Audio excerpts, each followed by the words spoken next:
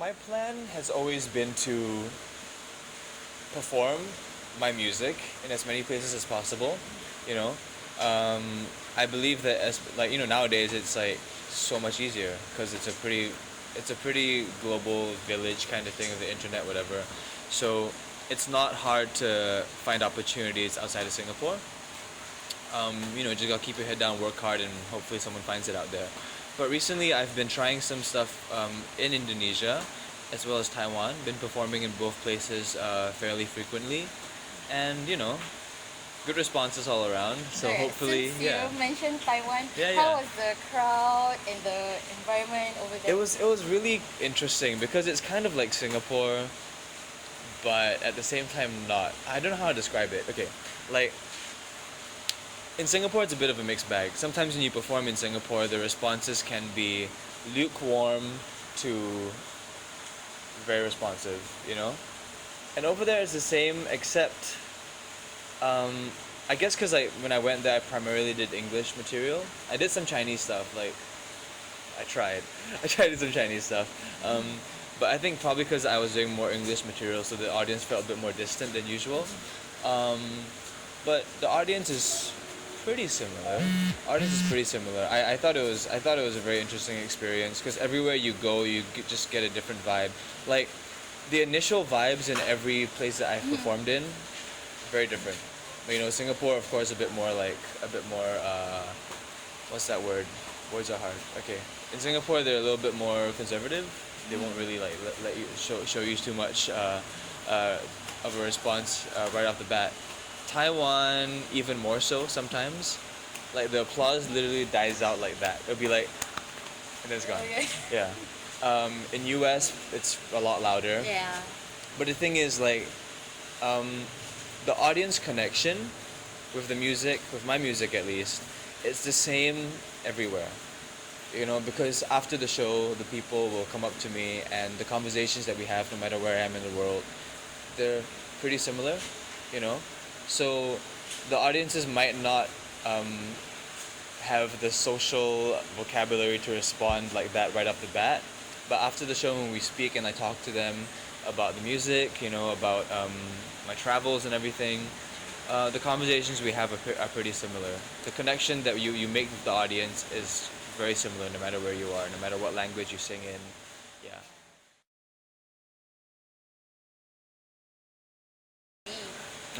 Yeah. Indonesia, how was it? It was quite new, right? Yeah, It yeah. was like, We recorded that this time last month. I don't know when this is coming out, but when yeah. is it the first time you're performing like in Indonesia, No. like on stage, or No, there's no, a no. few times It's that my you did first. gigs? Yeah, it's my first time in 2 years. Yeah, because when I was in Boston schooling, I didn't do too much over there. I did private events mostly. Yeah, but 2 years ago, I actually released a single in Jakarta, in Indonesia. It was called Telanjur Sayang. Did pretty well. It still circulates here and there, and I recorded another song called Layu Sebelum Berkembang, and they used it as a movie soundtrack kind of thing. Yeah. But that was 2 years ago, maybe 2.5 years ago. I recorded those two songs over there. So recently they were doing a show called Note for Harmony, Yeah. and my friend was the music director, Andy Rianto. So he called me on to do the show. I had no idea just how involved I was. Like, turns out he put me in the finale and everything with these two amazing singers, and yeah, I was really excited. Um, but yeah, not my first time doing television over there, but it's always fun because the people over there, they're just so like it's the music industry in Indonesia is very interesting. It's been around for much longer than the Singaporean one has. It's huge and it's a very well-oiled machine. So everyone over there is very chill, and they get the job done. They're very chill about it and they just get the job done. As opposed to sometimes when you do TV, everyone's very kanchong and like the stuff comes out a bit Yeah, iffy. yeah. Over there, they're just very chill. Like you don't really feel any pressure. Very relaxed, and all your nervousness and everything, it all goes away. Yeah, you're just dedicated to giving a good performance. Yeah. What's your favorite artists in Indonesia. Like me, I am actually I do listen to a lot of Indonesian music. Yeah. I like Afga, Raisa, Yeah. Malik, and Oh yeah. Essentials. Right off the bat, those three are And I great. saw Marcel. Marcel, So good. Yeah. Do you have any of your favorites? He actually comes to Singapore quite often. His wife is Singaporean. Yes. The first three you mentioned are pretty essential to me. Afghan's great. Raisa has the voice of like 15 angels. It's amazing. My The Essentials, like just a very interesting band. They evolve very nicely, and I love listening to that progression. Um, yeah, those are the three I'm probably the most familiar with. The ones that you just mentioned. Other than that, like there's tons of beautiful voices in Indonesia. Like BCL is great. Who? Bunga Citra Lestari. Oh. Yeah. Um, of course, Agnes Monica stuff is very powerful. Yeah, like it's kind of interesting. Like Indonesia, the voices that you hear over there, compared to like the English scene, very different. I tend to meet a lot more technical singers over there, because with English singers you can just chop up the language and screw it up and it's fine.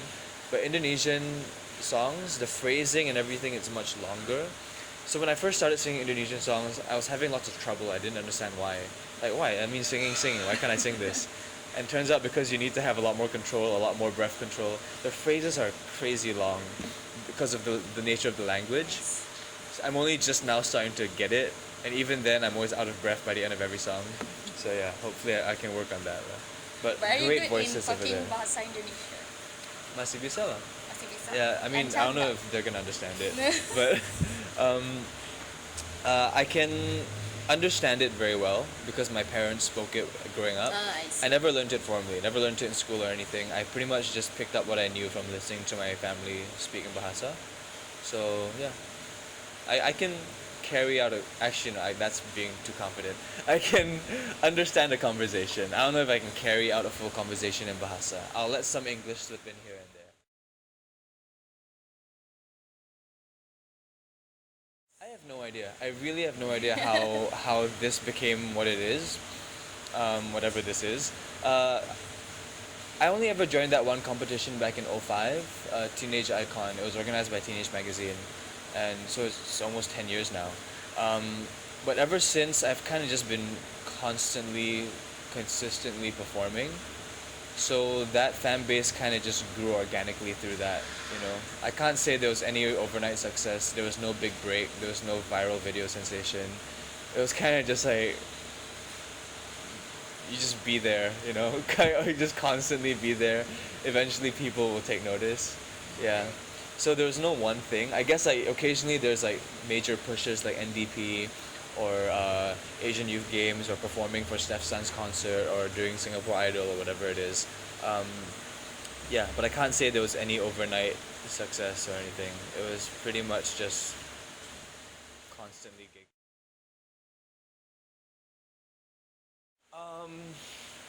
Everything that's motivated me so far with music has pretty much just been like, what's the word? It's not jealousy. It's not. Okay, what has inspired me is pretty much like, why can't I do that? And then I'll go and try and do it, pretty much. So like, I first started out as a singer. Like I just sang, I did cover songs and all that stuff. And then I would watch all my favorite performers perform. They write their own songs, they play their own instruments. I'm like, why can't I do that? Like I want to learn how to do that. So I picked up a guitar, I learned how to play it, tried to write some songs, and yeah, it started out from there. The first 20 plus songs were pretty bad. I remember like so many times I couldn't play the guitar very well.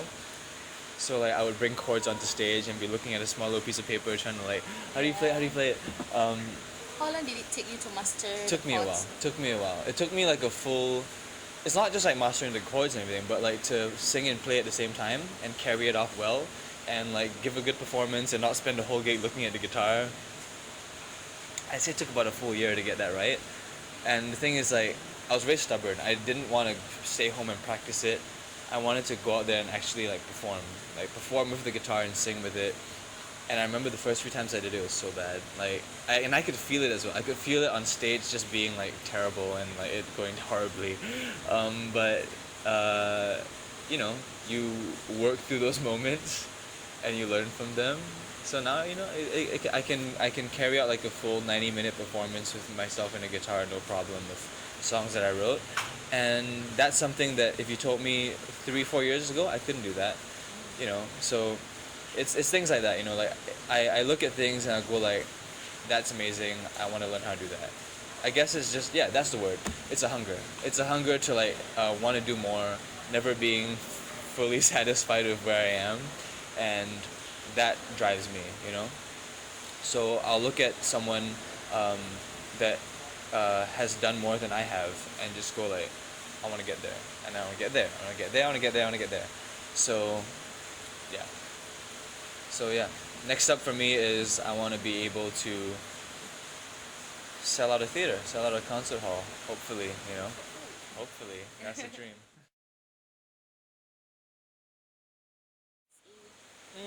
Okay, so since I have started performing, I I enjoy doing charity work just because like it's a bit of a no-brainer. You don't take up that much time. You help people out. Why not? But up till recently, most of the charity work I've done has kind of just been like my own thing, just like hush hush. You just shut up and do charity work. But I guess recently, with social media and all that, you can uh, do charity and garner some support for it, get more people to help out. So with this campaign, I've been a bit more vocal about it, been showing people, this is how you can help, whatever. Um, but I chose VSA because their message and their whole mission goal and everything kind of lines up with what I like so much about the arts. Like they help out disabled kids, youths, and adults find their place in society as well as explore their own artistic ability through the arts. So it's not just music. It's like performing arts, theater, dance, visual arts like sculpting, painting, drawing, whatever it is. Um, yeah, I went down to their offices. I went down to their headquarters, and I met a bunch of these kids. And it's just it's just a bunch of good people doing good things for people that really want to just express themselves through art. Because a lot of these kids, unfortunately, they can't really express themselves through traditional means, you know, be it because of mental problems or psychological difficulties here and there. They find it difficult to express themselves through traditional means like speaking or writing. You'd be surprised how much the art can transcend all of that. Yeah. See, so like I'll meet like a 12-year-old girl who has trouble communicating in words, and on the other hand she's like painting a beautiful picture on a canvas, and I'm like, I can't do that. Like never can I communicate through that medium. So it's crazy how the arts can actually just like break through all those barriers. So I wanted to help these people out, help keep them going, help raise awareness of their existence even. Um, Alongside this whole thing is under a larger campaign called 50 for 50. Its intention is to show that youths, people around our age, aren't completely useless and they don't just sit on their ass all day. They can actually help out a cause. So they got 50 different people around our age to help out 50 different charities of various, means. It's not just the huge charities. It's not just your NKFs, your Make-A-Wishes. It's smaller charities like VSA, things like that. I figured I could help out. I forgot the question. How was the response Oh, so far? response, Is there a yes. deadline for the Well, we're pretty much gonna try to do this till the end of the year. end of it? Response has been interesting so far. Lots of people supporting it. I'm doing it on a perk-based system, so people can choose to donate X amount for like autograph CD, or maybe even a shout out on Instagram or Twitter, or there's another one where I'm doing like song requests, or even a secret little showcase I'm doing mid next month. Yeah, I'm gonna be revealing more details about that one soon enough, but it's gonna be a cool show. Yeah.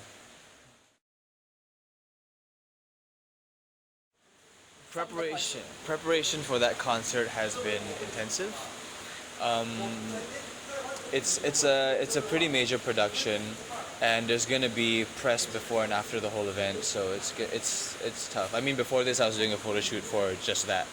Um, yeah, it's been interesting because I've actually been brought on as a performer as well as like a official or unofficial show producer. So I'm helping out with like a lot of behind the scenes stuff as well. So it's been very busy. Uh, while when the artists get here, when Tiffany, Tanner, J.A., Gavin, once they get here, yeah, once they get here, we're gonna like do some collaborations here and there. So that's a whole other logistical thing to try to sort out. Um, but yeah, it's gonna be fun. We're bringing. I mean, the point of this whole show, it's not just like a YouTube stars kind of thing.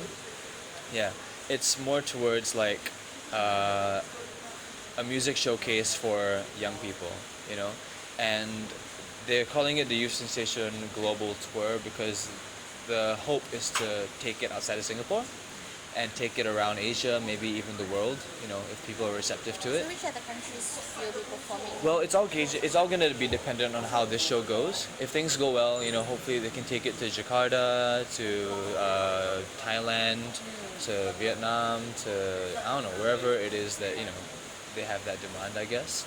Yeah, maybe even like Europe, Sweden, U.S., whatever. Um, but yeah, we'll see how the show goes on the 5th December, and if the overseas investors are interested, then good to go. So hopefully we're gonna put up a good show. I think we're gonna put up a good show. Yeah.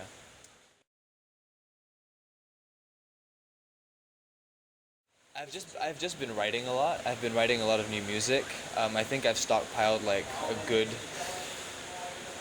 finished songs, maybe like 15 to 20 finished songs that are like ready to go somewhere. I don't know where they're gonna go yet, but hopefully by next year there'll be an album. Probably a bunch of singles along the way. Full-length album? Oh yeah, of course, of course. Because it's been a while since I've released something, so I want to release something with full production and everything. It's gonna be great.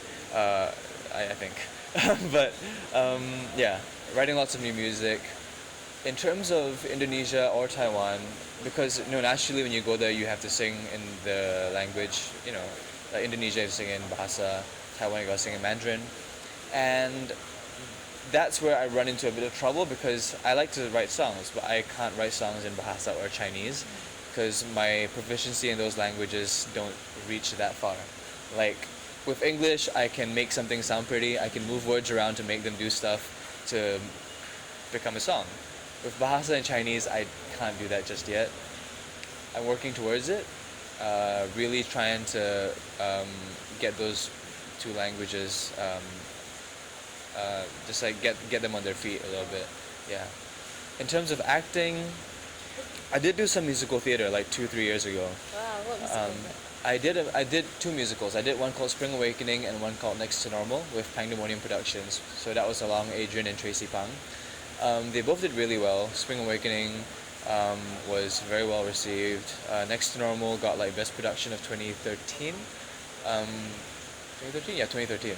And yeah, hopefully I can work with them in the future. We still keep contact and everything. It's just that when you commit to do a musical, it's really a lot of time, and that's kind of precious nowadays. So hopefully we can work something out in the future. Because I mean, I love working with them. I love the medium of musical theater. I love the work that goes into it. It's just a very different kind of work as opposed to performing, songwriting, all that stuff. And I love the process. So yeah, TV acting, movie acting, nah. Yeah, that's all. That's a different game. Okay. What would I do without your smile?